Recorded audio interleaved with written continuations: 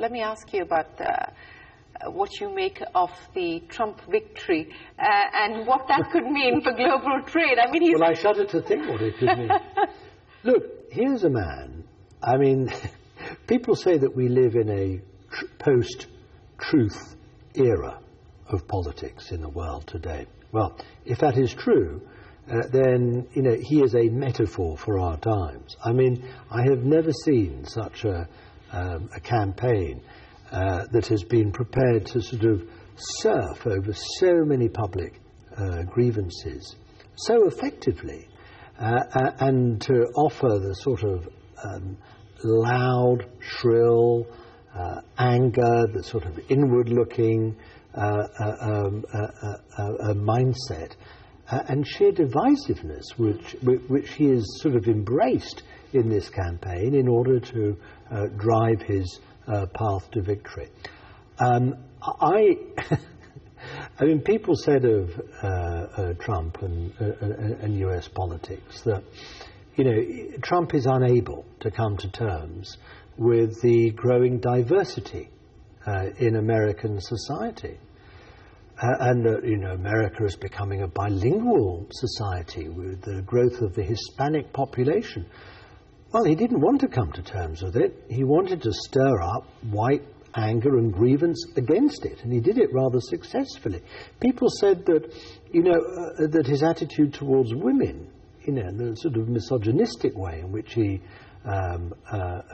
uses language towards women, that would be a bar. Well, actually, you found that there were very many women voting for him, yes. Despite that, because they prioritized their sort of anger and the appeal he was making to their anger about their situation. And again, people said, well, you know, a candidate like him will never succeed when he doesn't have his party with him and behind him.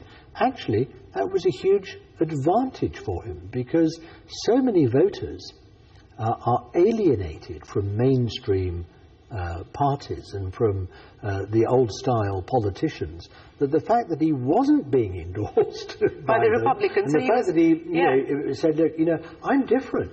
I don't actually. He was the independent in the Republican Party. I don't actually have any qualifications for this office, he boasted, because I've never been in office before. I'm totally inexperienced. And people said, great. You know, at long last we can vote for somebody who isn't a politician. I mean, it's perverse, and it represents something about you know, the conditions that we face in politics. But you know, he rode that wave. He surfed his way, as I said, to the White House. And you can't take that away from him. I mean, you know, he talked in slogans and simplicitudes. His campaign manager was on the television yesterday saying, oh, we were successful because we told people what they wanted to hear. Well, in a sense, rather accurate observation. They did, with knobs on, and a lot of anger, but also in a very, very divisive way from which I think American society and politics will take some time to recover. But what about global trade? And what about the TPP? What about NAFTA? If you take at face value what he said during the campaign, TPP is dead. Certainly global trade linkages he thinks are unimportant. He doesn't like the sort of internationalist multilateral frameworks within which we work, for example, in the huge achievement that we've made in coming to the climate change. On COP21. Yeah. Must be a question mark over that now. If you take at face value what he said during the campaign. He also said that as far as Japan is concerned, or South Korea, they've got to defend themselves. And that if it means Japan or South Korea acquiring nuclear weapons, then fine, he's relaxed about that. Now, at one level, this is sort of dangerous talk. But supposing he were to follow through these words, through actions in the White House when he moves in January, we will be taking a great risk, in my view, with security, with stability in the world. If he is determined for the United States to step back, not to exercise so much responsibility in the rest of the world, not to take on so much of the burden of maintaining security in different parts of the world, then we are not only going to be facing a much less safe world than we have, because there will be other countries and other organizations. I don't just mean ISIS and terrorist organizations, but other countries which are nuclear armed or who are very big and just want to flex their muscles. We are at risk of those people and those organizations and those countries coming in and filling that void, filling that vacuum, which President-elect Trump says he is prepared to step back and allow to be created. And you are therefore, if this happens, going to see not just a less safe world, but a more disorderly world during the next period. And that is going to affect us all, not just those here in India, not just those of us in Europe. At the end of the day, it's going to affect the American people directly and indirectly. You know, specifically about China, how do you see China is reading the Trump victory? I think with a mixture of sort of perplexity, but also wondering whether there isn't an advantage here. I mean, for those in China who think that the TPP trade agreement, for example, was designed to exclude them, to hear President-elect Trump saying, you know, it's dead in the water, it will be very pleasing to Chinese ears. You know, when he says, you know, we're going to run down our presence in the Asia and Pacific region. Presumably, that means that there'll be less American presence in the South China Sea.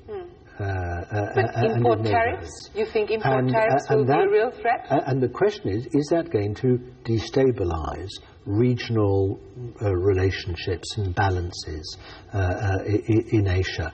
And what's going to happen when he takes a step back from America's trade agreements and obligations?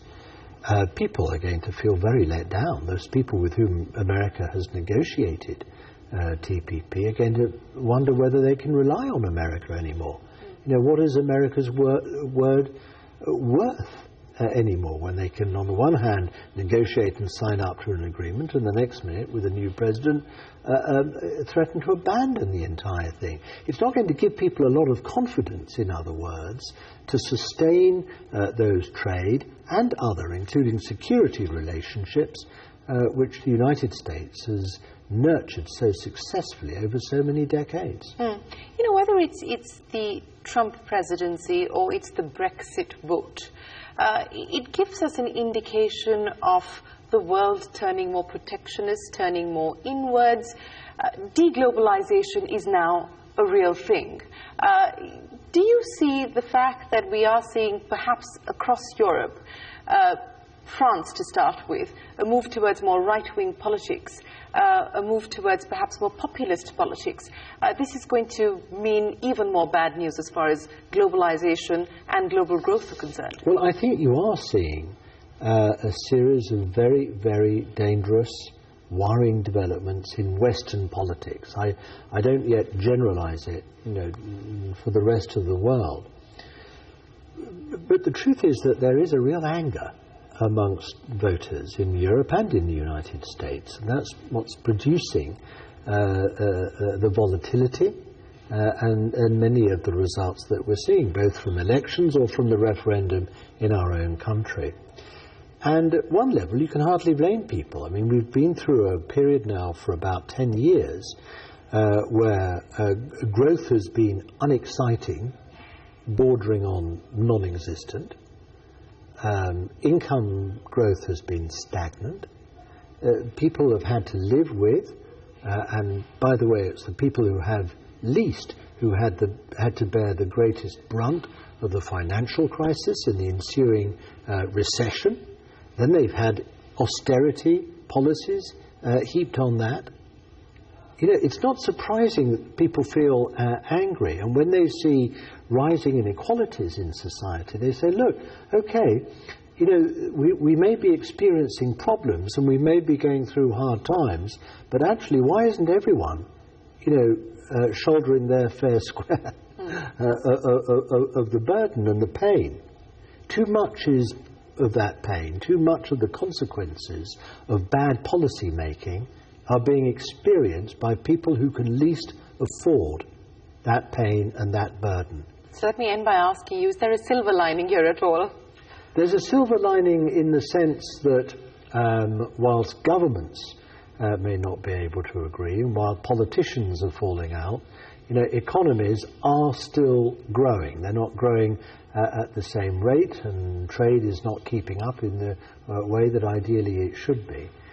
So we rely on other sectors of our society and our economy to keep things on track. Politicians, though, have got to do a lot of catching up. Lord Mandelson, always a pleasure speaking with you. Thank you very much for joining us on CNBC TV 18.